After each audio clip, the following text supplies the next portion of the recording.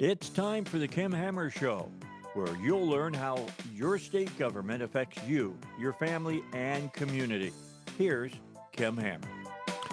Good afternoon. Welcome to the Kim Hammer Show. Thanks for tuning in today here on 101.1 FM The Answer. Or if you're watching Facebook Live, we're glad that you're joining us. I think you're going to enjoy the educational show today, we'll call it. We've got Senator Missy Irvin on, calling in from her district. And then also we have Senator Lance Eads, who is calling in from his district. I'll let them tell you about where they represent. And we're going to have Fred Allen try to call in here in just a little bit. He's got kind of a full schedule, but he was going to try to call in for a few minutes on the first half of the segment to join Senator Irvin and Senator Eads.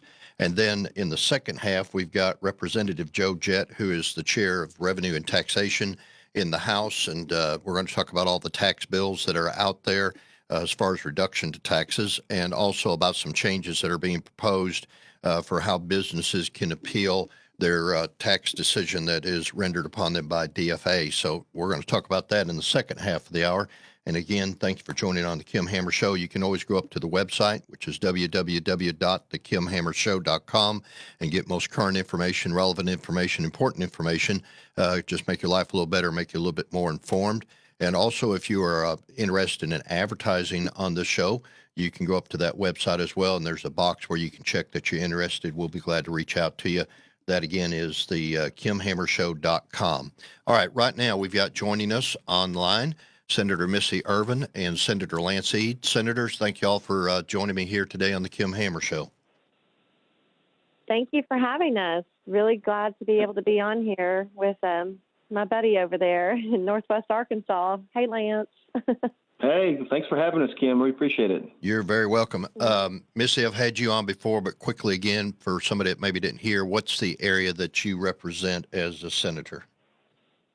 Thank you. Thanks again just for having me on again. I live in Mountain View, Arkansas. I represent 9 counties in north central Arkansas. So I go basically from El Paso, Arkansas, all the way up to Missouri. I have half of Fulton County, half of Baxter, a little bite of Marion, all of Searcy County, Stone County, Cleveland County, and then portions also of Van Buren County, Faulkner County, and White County. So it's a pretty big district, but one that's just beautiful.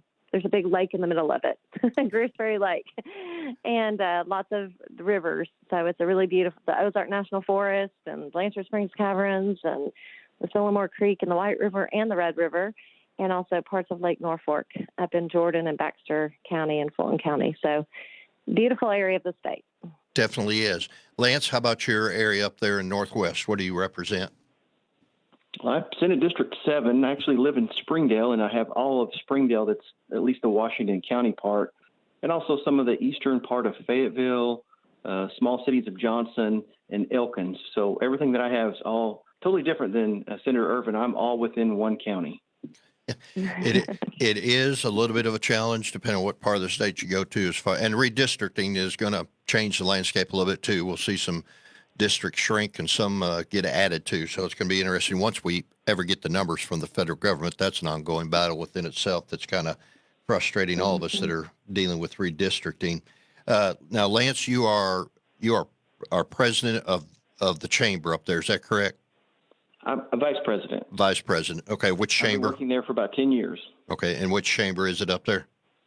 The Springdale Chamber of Commerce. Very good. All right. Well, the reason we've got Senator Irvin and Senator Eads and hopefully Representative Fred Allen will be joining us here is because of some efforts that are going on in the legislature with regards to recognition of colon cancer. And this past week, Missy, you ran a piece of legislation which Lance was going to be there to testify, but he had other duties that called him away. And that's why I wanted to have him on the show to kind of lend credit. Missy, why don't you tell us real quick about the piece of legislation you ran in Insurance and Commerce this week and what it is intended to do? Thank you. It's really an important piece of legislation. What it does is require payment for the screenings for colorectal cancers and lowering the age from 50 down to 45. And then that's the first part. And the main part of it is really to lower that from 50 to 45 so that individuals that are at 45 can really start to get those screenings and they're paid for. And then if there's a positive from that screening, then the colonoscopy that would result as a part of that screening would also be paid for by your insurance company. This is a truly, needed piece of legislation because of the high instances we have in the state of Arkansas on colorectal cancer, and it affects both men and women. And so, it's really important that you catch that cancer early because then you can survive it. And if you can't catch it early enough, there's a 90% survival rate of that. And so we have loved ones that have survived it, and then we have loved ones that have not. So, it's an important piece of legislation for me personally because of my grandmother had this. And then I just had a friend whose husband passed away from colorectal cancer here in Mountain View. And he actually, his wife was just after him for, hey, you're turning 50, you need to go and have the screening done. And he goes, no, I don't want to have a colonoscopy right now. And he said, but, I'll take the Cologuard test. And so that actually he did. No symptoms, came back positive. And then he had a follow-up colonoscopy, but none of that was paid for by the insurance company. But then the follow-up was that he did actually have cancer, and he unfortunately did not survive. And it was a very fast-acting cancer that took him within about 8 months. Okay. So, it's really important for those of us in this age range to make sure you get your screenings for colorectal cancer because you can survive it. But we need to make sure that people that are paying for insurance, that's paid for and covered because it's going to prevent, a lot of costs down the road. But it's also just about being able to survive colon cancer. And so I'll let Senator Eads talk about that from his perspective. And Lance, you do bring a personal perspective. So why don't you, colon cancer is like a lot of other kind of personal cancer. It's not something everybody just wants to talk about, but that's part of the problem too, is that because it has not been talked about, unfortunately, people don't make it a matter of awareness until it's too late. And then they have to go through the difficult challenges of battling to win over it. Lance, why don't you bring your story into the situation or bring your story into the picture now? Well, I appreciate that, Senator Hammer. I was actually diagnosed with colon cancer in 2006, and I was only 37 at the time, so considerably younger. But anything I can do to kind of bring light to this and bring awareness that would cause somebody to maybe want to go in and get screened earlier, just maybe one more life that we can save. Thankfully, my doctor, I'd gone in for some other things and just told him some issues I was having, and he had the kind of the forethought to say, let's go ahead and do a colonoscopy. And literally, he said if we waited any longer, it would have been spread all over my body most likely. So we were able to catch it early enough to remove a tumor. I did have to have a colon resection and do 6 months of chemo, but we still caught it just in time before it was able to get outside that part of your body and spread to other areas. And I think that makes all the difference in the world because now I'm, coming up on around 15 years of being a survivor. And so I want to do everything I can to bring light to this. In any way I can assist moving these kind of screenings to younger people, I think will be a benefit to all those who have to go through this. So we've got a personal family friend, and you mentioned you were 37. I think he is 35. He works in the medical field, actually has, a couple young kids. Started having a few problems, but, kind of typical to what a lot of people do. They kind of deny it's anything, that really needs to be checked out. Unfortunately, he did go to the doctor and they did find out, that he also has colon cancer at around the age of 35. And so as far as early detection, let me ask you, Missy, and Lance, weigh in. Why 45? Why not 40? Why not 35? Why do we establish a floor of a 45-year mark? Well, I think that's a good question. And I think that they, I think this is a recommendation that's been made by a national United States Prevention Task Force. And Medicare is also making that change as well, but and Medicaid. So, I think they're just looking at the statistics and they're trying to determine what that floor should be. I'm with you. I think, I think we should be able to have those screenings paid for. And I'm not quite sure there should be a floor, but this is just really following those recommendations from the national guidelines and what has been recommended through the American Cancer Society, but also through the world of medicine as well. And so, I think with these kinds of issues, I mean, men and women are very different, obviously, but, there's so many, I think, symptoms that could cause somebody to, go down that path. And, for just peace of mind, you want to be able to rule this out. And as technology and things have improved, you do have the ability to have these tests that you can do at home as well. And so we need to encourage people to, always just go to your doctors, check, make sure that you're doing annual physicals and annual appointments, and then take advantage of those opportunities where there are those screenings, no matter what age you are. This just follows the recommendations to lower that age from 50 to 45, just based on the prevalence of colon cancers in people that are younger. And we're just seeing a rise in that. And so, I mean, I appreciate the question. I think it's just a matter of, following the recommendations and putting it and lowering it at least 5 years is the right thing to do. So, Lance, let me ask you, you were 37 when you got diagnosed with it. And of course, that's been, I think you said 15 years ago, which you just revealed what your age is. I would have never put you at, 52. But anyway, back then, because it was recommended by the doctor, even though you were 37, the insurance still picked it up because of the doctor's recommendation for it. That's correct.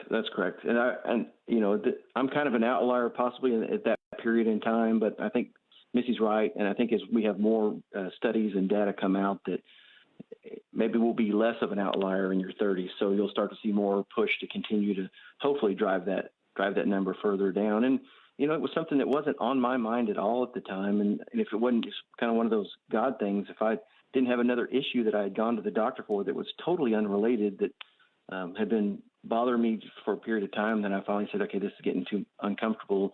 And I went in and I just happened to tell him this on the side, that some issues I was having. And he said, well, let's just not take a chance. And that made all the difference in the world. So I think anything we can do to drive people to continue to do, like Missy said, their checkups. And then as more data comes out, and I think you'll see more information from the national organizations to continue to drive this number further down as far as age. But the important thing I think to focus on is if you're under the 45-year mark and you are having problems and to the level, I know this is public radio, and to the level that you're comfortable talking about, some people may be thinking out there, well, what is it that prompts me to feel like this is an issue I need to go get checked out, stomach cramps or passing blood or what. But if you do have something that you're in question about, it's better to go to the doctor and at least find out whether it is something related to this than it is to let it progress and get too far. Because as you said a while ago, had you not gone where you were, which was a God thing, it would have spread over your body and who knows what the outcome would have been. I completely agree. I mean, literally, when he took the tumor out, he said that it had pushed through the colon wall and was touching some other tissue. And they were able to find several lymph nodes in that direct area, and they were thankfully all clear.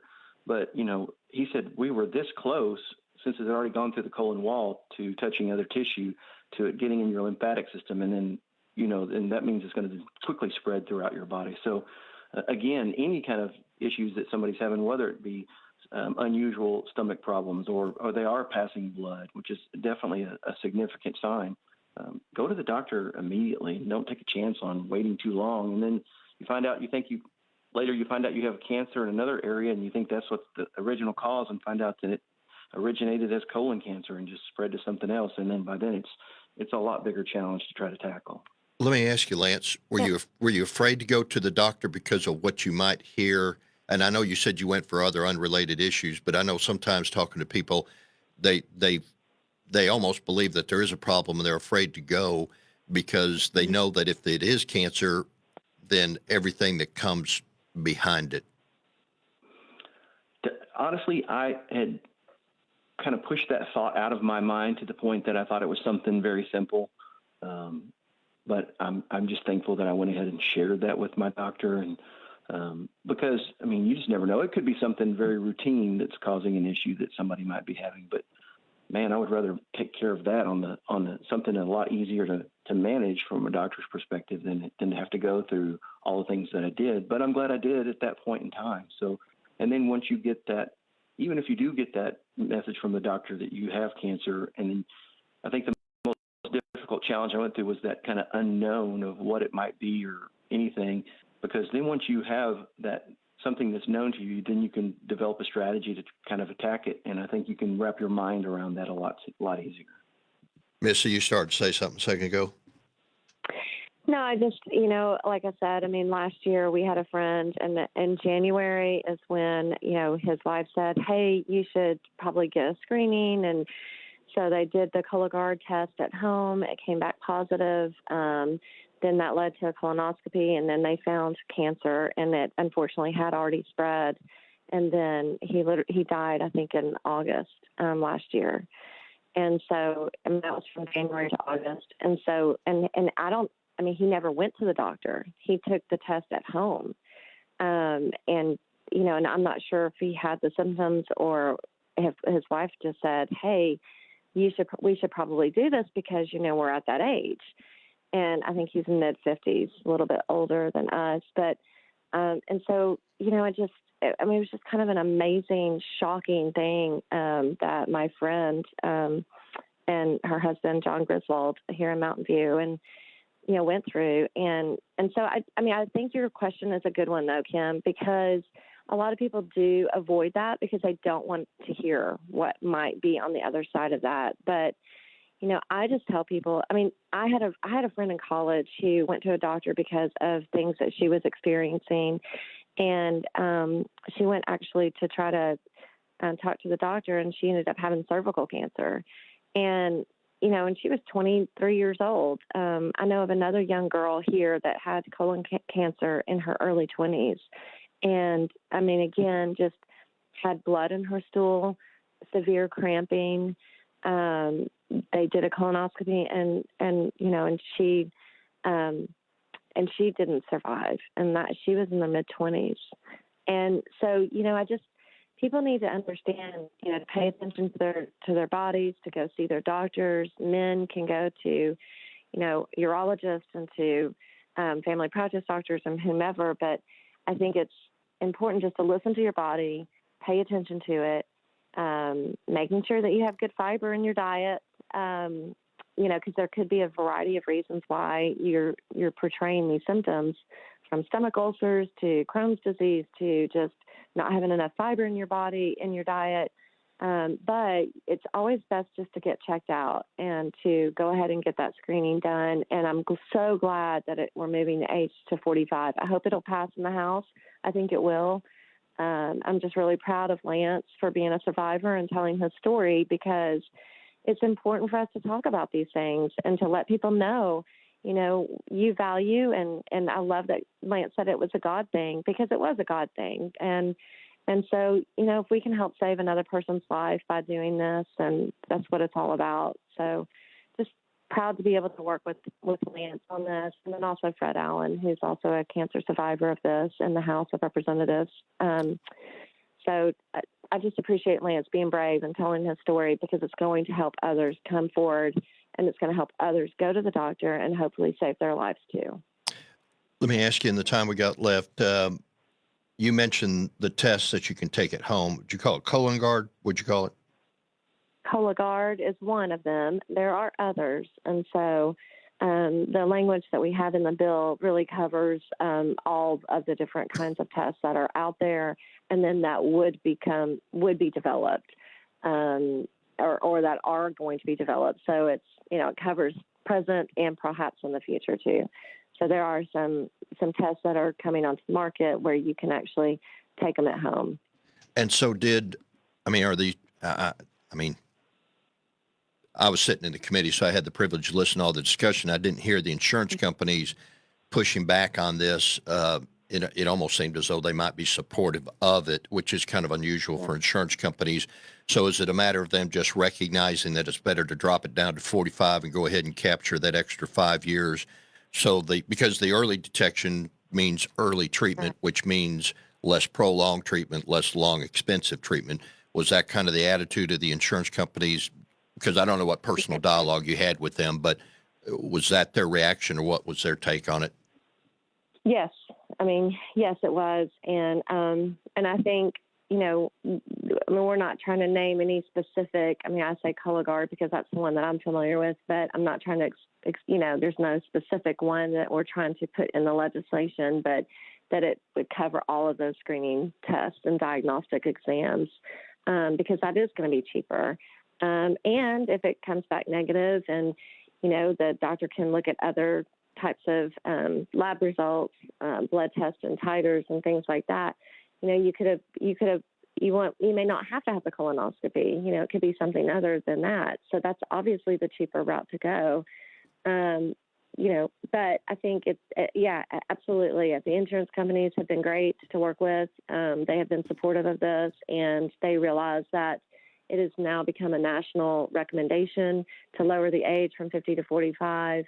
And so they were good to work with us. And I very much do appreciate that, because sometimes that's not always the case. But, as technologies and as medicines improve and as screenings and diagnostics improve, I think we really need to make sure that our legislation covers the ability for those to be utilized and paid for, because it is going to save money for both the patient and for the insurance companies down the road, but it's also going to save lives and contribute to a better quality of life if you can catch it early and you don't have to undergo, a ton of issues. And then if you do have a colonoscopy and they can remove the polyps that they may find within somebody's colon, that's also a preventive measure from further development of colon cancer down the road. So just very, very important for people to get these screenings and then to follow up with colonoscopies. Okay. And I was trying to find it. I know I saw it earlier, and I was looking at the website trying to find it. The reason I wanted to get Fred Allen on is because I think he's got a piece of legislation recognizing March as colon awareness month. Did I imagine that, or didn't I see that, or do y'all know? That's correct. I'm going to be the Senate sponsor on that as well. We'll talk about that for a minute, if you will, then, Lance. Well, I think it's just another, resolution that will hopefully have the entire legislative body get behind, just to recognize that March is colorectal cancer month, and anything that we can do just to raise the awareness so that people can take the effort, what little that may be, to go see their doctor and make sure that they're aware of those opportunities that they have. Because again, as challenging as it is for people to consider seeing a doctor, or as no fun as having a colonoscopy is, it's much better to have a colonoscopy than it is to have your abdomen wall cut through for a full colon resection. That's a lot less fun, let me tell you. So anything I can do to bring that awareness to people, I'd be happy to participate in. Very good. Well, hey, I've had a colonoscopy. The process and the procedure wasn't bad. The prep wasn't so much fun. It was a great weight loss program for about 24, 48 hours. There's a positive side to everything, okay? So. Well, you're right. I had my first one, and I turned 50 this year, so I joined the club. But, it's important.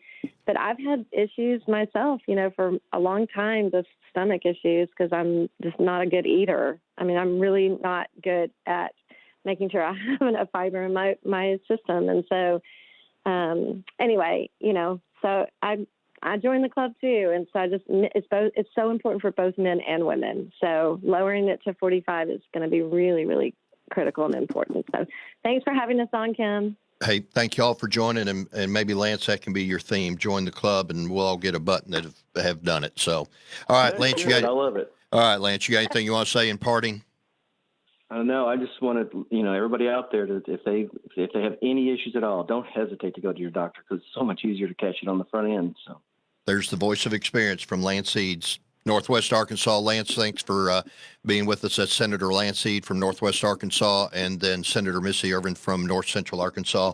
Thank you all for being on the Kim Hammer Show. I will see y'all Monday, and we got a busy week next week, and so we'll get a little time this weekend to get ready. All right, I've got Joe Jett on the line. He's going to be coming on after we take a couple-minute break here on the Kim Hammer Show. Joe is the House Chair of Revenue and Tax, and we are going to talk about all the proposed tax bills as the cuts, not the increases, but the cuts that are on the table for discussion. And then he's going to share about a couple pieces of legislation he has dealing with that if you're a business and you have to go for an appeal process about some of the changes that he is proposing to make to that process. So come back after the break to the Kim Hammer Show. This week in the Town Hall Review with Hugh Hewitt, brought to you in partnership with the Pepperdine Graduate School of Public Policy, Senator Cornyn breaks down the so-called COVID relief package. 90% of it doesn't have anything to do with COVID-19. Join us for our program. Sign up for our podcast at townhallreview.com. Town Hall Review with Hugh Hewitt, Saturdays at 7 a.m. on 101.1 FM. The Answer. Are you tired of exposing your retirement to stock market risk? How would you like to participate in stock market gains but never stock market losses? Join Jamil Wesley for the Safe Money Radio on Saturdays at 7 p.m. on 101.1 FM The Answer. You can also call Jamil now for your complimentary customized Safe Money Kit and 115-page Safe Money Guide at 844-827-SAFE. That's 844-827-7233. 844-827-7233. TLB is Big Medical Supplies is a division of TLB Enterprises Incorporated in the state of Arkansas. We are committed to the health and well-being of all during this time of COVID-19 biological threat and economic disaster. Our commitment to you, the general public, and businesses, as well as healthcare first responders, school systems, and other businesses that consume large amounts of personal protective equipment on a daily basis, is to ensure that you get the products you need on a regular basis at a reasonable price. We recently opened our Little Rock Distribution Center to service Arkansas, Tennessee, Mississippi, and Missouri. However, Arkansas is home, and we are here to provide you with all your PPE needs. You may reach us at 888-244-6118 or email us at ppesupplies@tlbisbig.com. You may find us on the World Wide Web at tlbisbig.com. Results matter. Have you ever gone to the doctor and received a check from the insurance company? Pat Davis, yourhealthplanman.com, says his clients do. One of the things he hears more than anything else is it just sounds too good to be true. Let's make it really easy to understand and why it's not. When you go to the hospital and have a steroid injection, it costs the hospital 75 cents and they bill your insurance company $360. When you go to the urgent care, they bill you $240. For that visit, with most insurance, you have up to a $100 copay or worse, everything goes toward your deductible. In other words, it's all out of your pocket. So why does one company charge you a copay or deductible and another gives you a check for $100 to $500? Because with yourhealthplanman.com, they kick the middlemen out. Would you rather have more money go to the insurance company or in your pocket? Go to yourhealthplanman.com and see how we can do the same for you. Call or text 501-605-6935. That's yourhealthplanman.com.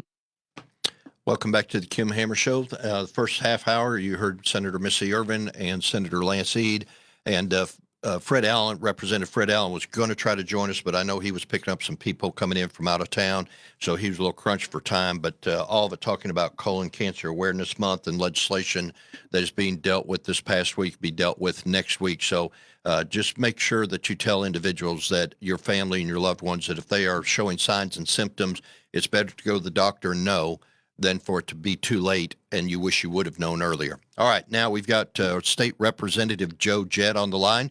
He's on the road traveling to a ball game this afternoon. So, Joe, I appreciate you taking time to be on the Kim Hammer Show this afternoon. You bet, buddy. Glad to be here.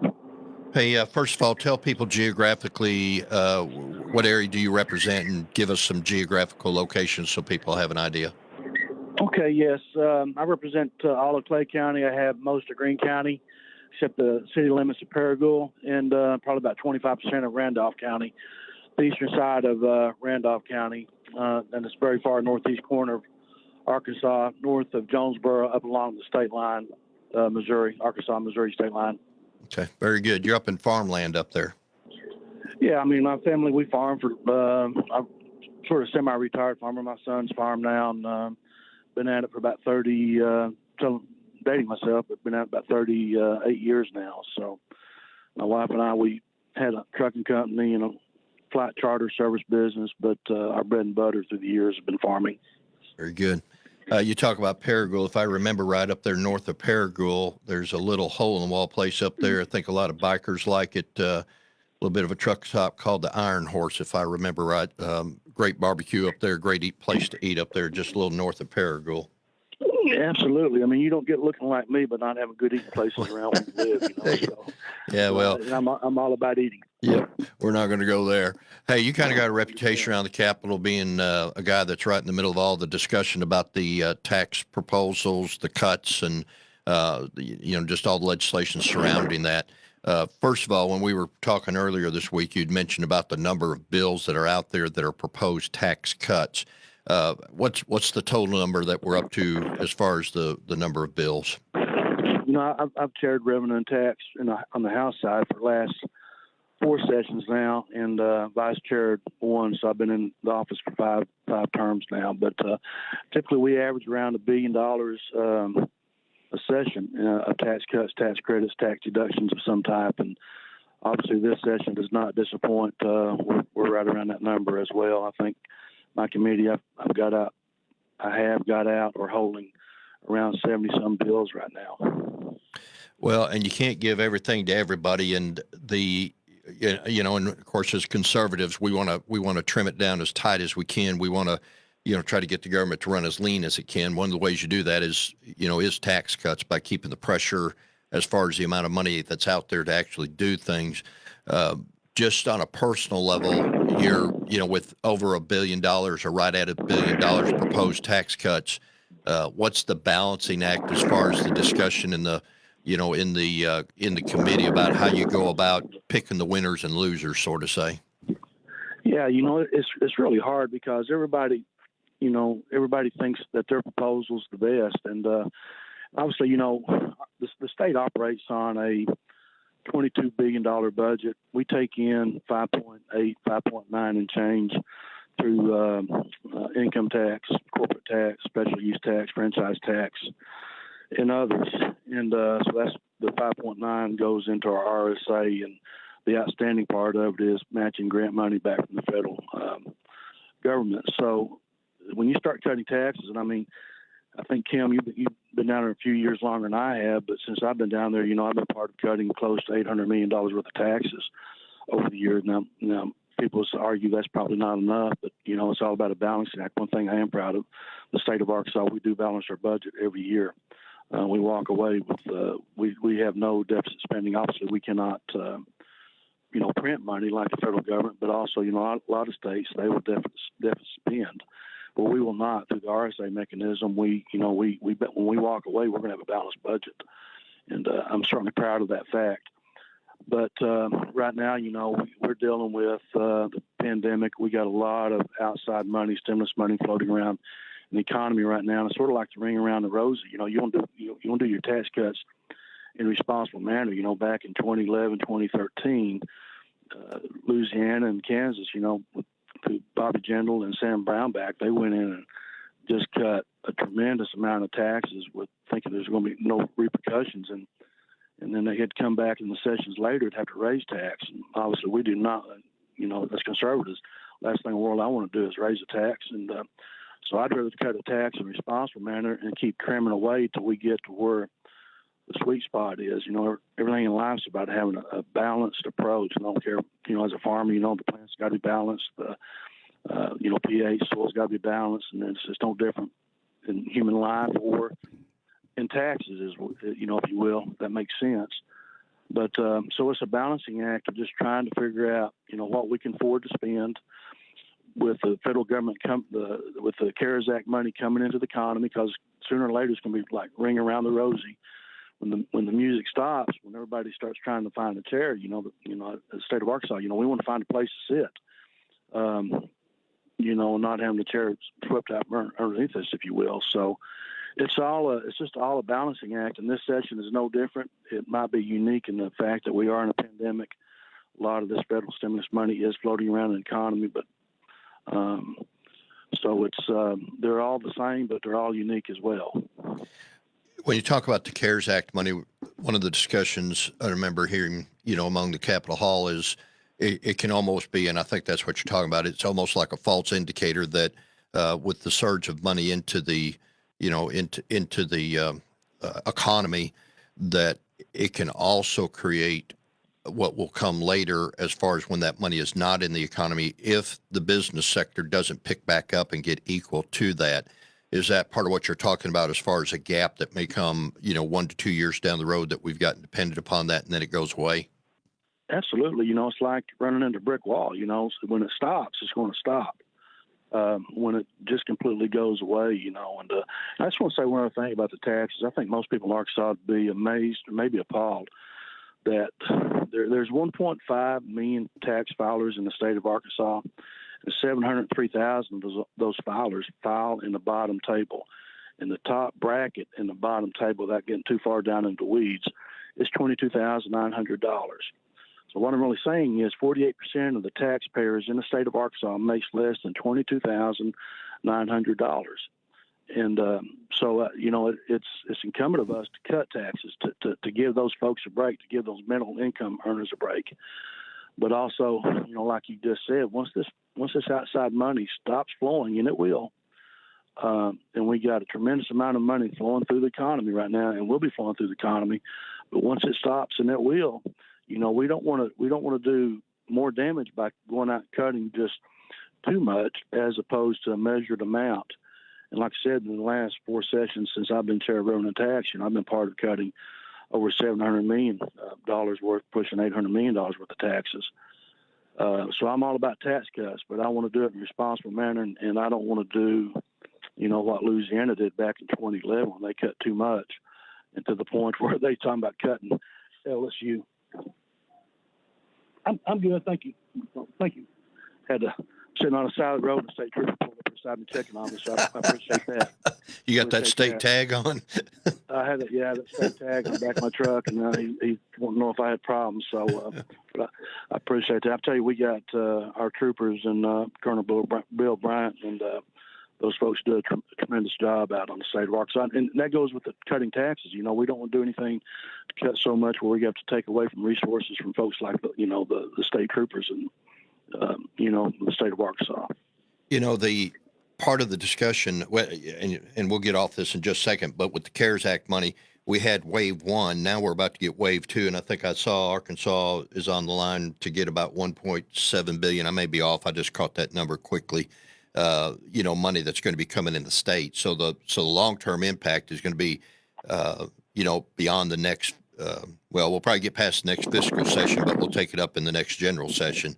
But some of the discussion around the tax cuts are what we said a while ago, who gets theirs picked and who doesn't.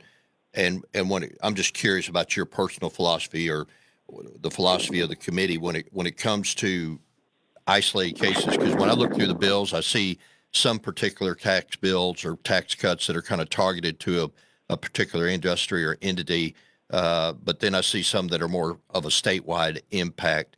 What's the general philosophy as far as determining which ones get picked and which ones don't in the discussions?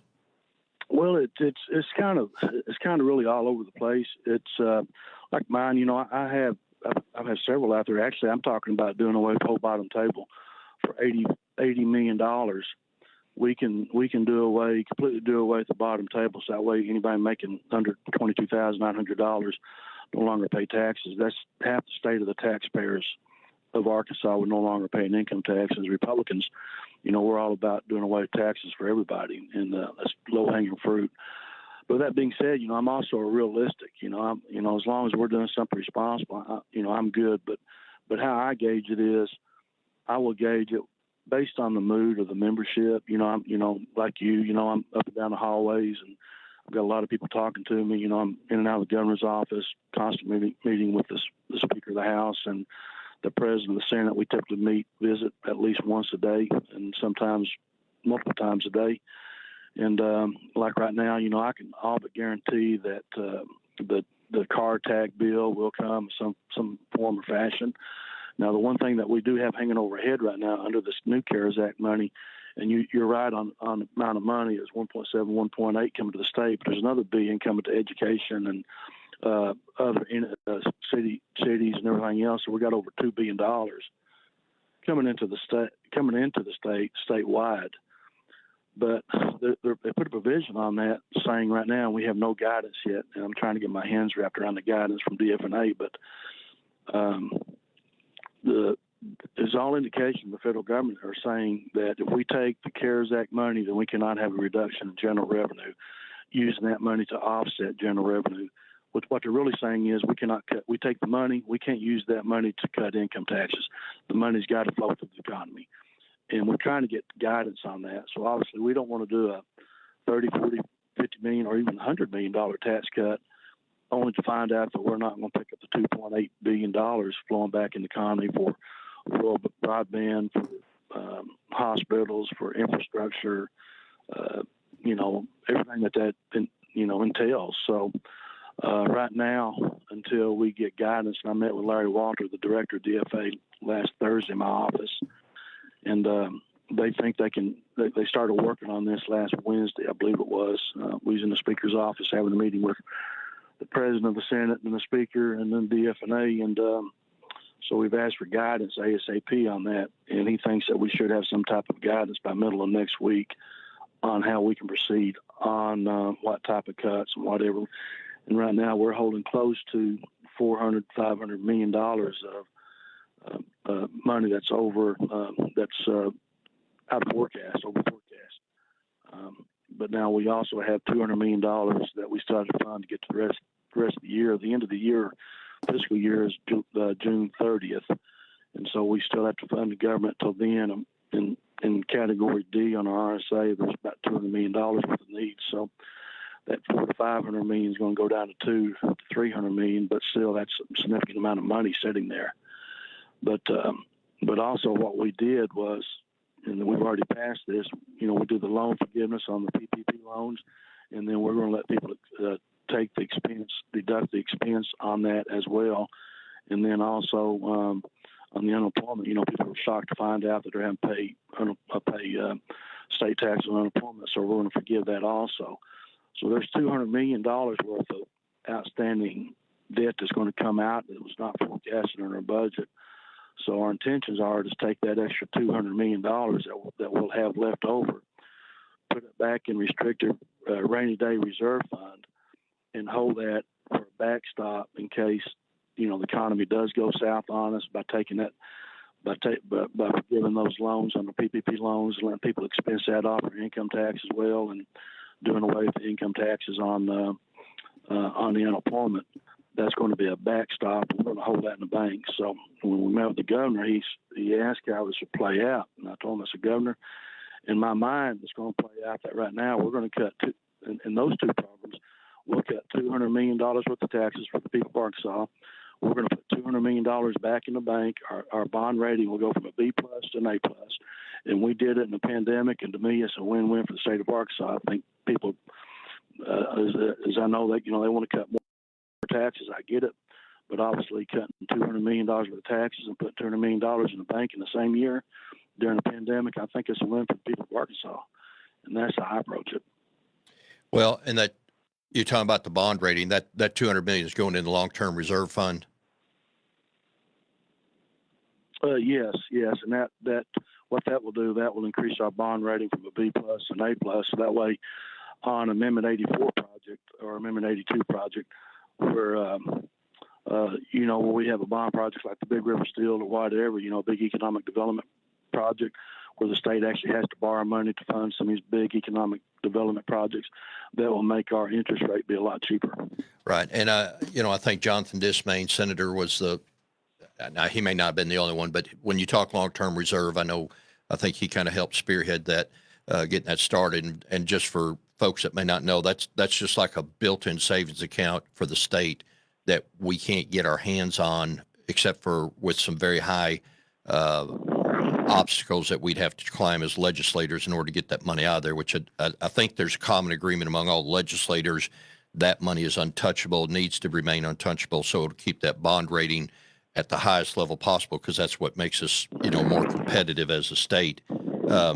One thing too, you've thrown out the phrase RSA. Just for those that don't know, that's the Revenue Stabilization Act that was passed years ago. That, as Senator Jett said, we can't, as a state of Arkansas, deficit spend, which I wish the federal government was like that, and I wish some other states were like that. I think it showed great wisdom on the part of those that orchestrated that.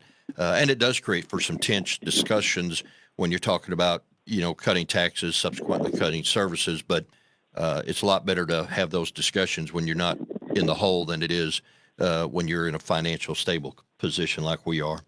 I've got about 10 minutes left with you, Joe, and I think you were traveling to a ball game, so I don't want to hold you up too long. You mentioned DFA a while ago. You've got a piece of legislation that's going to kind of change the landscape as far as small businesses that have to appeal a decision by DFA. Talk about that for a minute. Yes. Well, I'll just go all the way back to the old Bumpers days, governors.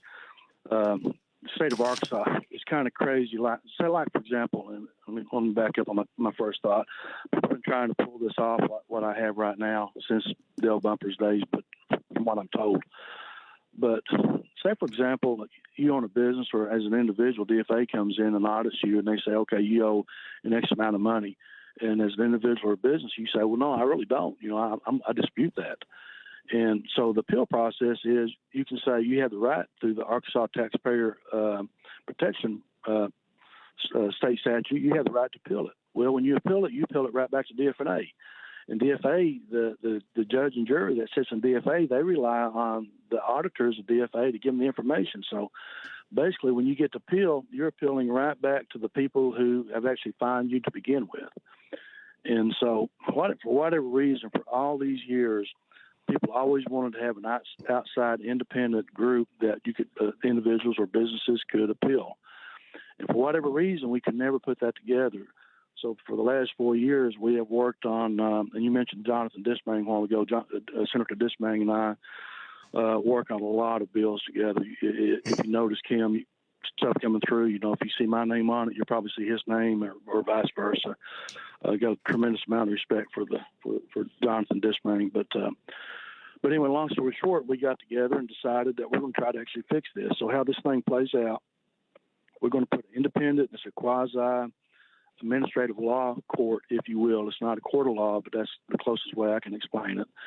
We're going to have 3 independent commissioners going to sit on this commission. And then, say, for example, you, Kim, as you dispute your taxes for your business, and say DFA comes in and says you owe us XYZ amount of money, and you as a citizen of Arkansas say, well, no, really, I don't. Then you tell DFA you're going to appeal it. Now, at that point, DFA, they can either say, okay, we agree with you, we don't want to go through the appeal process, we're just going to let you have your way, and we're going to walk away from it. Or if they say, no, we disagree with you, we're going to appeal it. So what we're doing is we're going to let the Society of CPAs, State of Arkansas, there's a group of 3,000 CPAs that belongs to their association. They get to pick 3 candidates. And then the Bar Association, they get to pick 3 candidates, and the majority of the Supreme Court picks 3 candidates. And out of that group of 9 folks, the governor of the state of Arkansas picks 3 commissioners. Now, the commissioners have to be a CPA or a licensed attorney. They have to operate in the business tax world for 5 out of the last 10 years.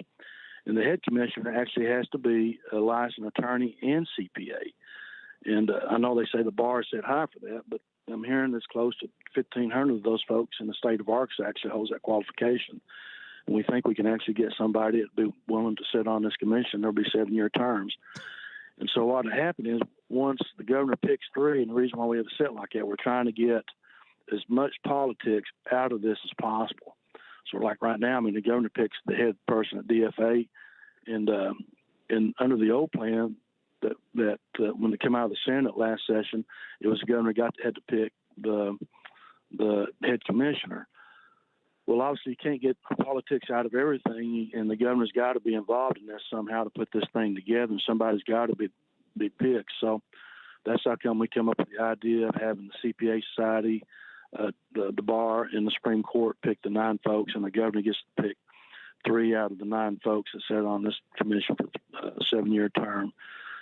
So back to your problem. So you tell DFA, you're saying, okay, I disagree with you, and I want to appeal. DFA, so we're going to appeal it too. Then it goes under a certain time limit. It goes to this quasi administrative law court, if you will, and they're actually housed in the Inspector General's office. And as you know, Kim, the Inspector General is supposed to be the most independent division or agency in the state of Arkansas. So they'll be housed over in the Inspector General's office, and you will take your case to them. They'll hear the case. And if you still disagree with those folks, you still have the right to take it to circuit court. If DFA disagrees with what they say, they have the right to take it to circuit court. It's sort of like, on the equalization board, like on a personal property, you take it to the equalization board, you disagree with them, you take it to the county judge, and then you still take it to the circuit court. So it's kind of based loosely on that premise, but I think it's going to pass. It's going to cost $2.5 million to put it and put it together. I've had some conservative friends say, "Well, I'm growing government," and I said, "Well, really, I'm not, because what's going to happen is the folks that sits in DFA that does the same thing through attrition, that those folks will be reassigned, and through attrition, they will never.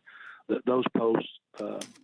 Jobs will go away. So basically, we're not really growing government. We are setting up a different agency to let people have an independent voice for a change for their appeal process. But my argument is going to be that we're just sliding over from DFA to this independent appeal process.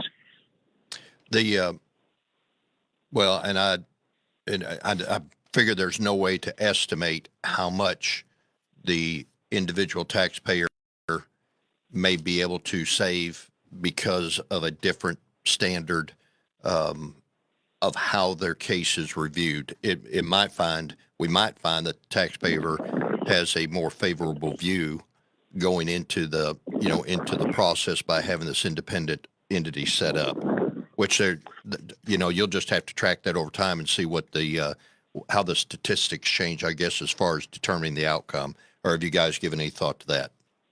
No, we've given a lot of thought to it. That's probably how come the business. I mean, the business world's all over this right now. I've been lit up with the business world. Really, pretty happy about this right now. And it's not. I mean, I don't sit there and hammer DFA because my 10-year career as chairman of Revenue and Tax, I work hand in hand with DFA, and there's a lot of good folks over there. But it's like any other walk of life. If you go to work with somebody and you have a personal relationship with somebody, you're more than likely going to give those folks the benefit of the doubt, right? And so and somebody comes in on an appeal process, you don't know them at all, but you know the auditors. It seems to me the auditors got an upper leg just because you're friends with them, you work with them, you go to church with them, you go to high school basketball, baseball, whatever it is, And then I just think that's human nature, and what we're really doing here is taking that human nature out of to let the people of Arkansas truly have an independent panel to hear their case, And we worked hard getting the politics out of it. And I know I'm giving you a 50,000-foot view, but these are coming in two bills, and the bills are 30, 45 pages long. Kim, I know your listeners probably don't know what that means, but I know you do. When you start having 30, 40, 50 page long bills, it takes two of them. It's a complicated process because you're dealing with everything from vending machines to corporate taxes, and everything's got to be addressed inside of that. And it was a long, hard road to put this package together. All right. We worked on this thing for about 3 years. Joe, I got to cut you off. I'm down to like 20 seconds, but that's Joe Jett, chairman of the House Revenue and Tax. I think you can tell by the conversation he knows his stuff. And on that, yes, you work with the process you've got, but if you can replace a process with a better process, it's not about the people, it's about the process, and that's what we're trying to get to. And by the way, I don't have a problem with DFA from a personal perspective. I want you to know from what he said a while ago. So I'm clean, okay? Hey, Joe, thank you for being here on the Kim Hammer Show. Have a great game when you go up there to watch it. See you next Saturday on the Kim Hammer Show. 101.1 FM. The Answer. KDXE FM. Kamak Village, Little Rock. A Salem Media Group station. 101.1 FM. The Answer.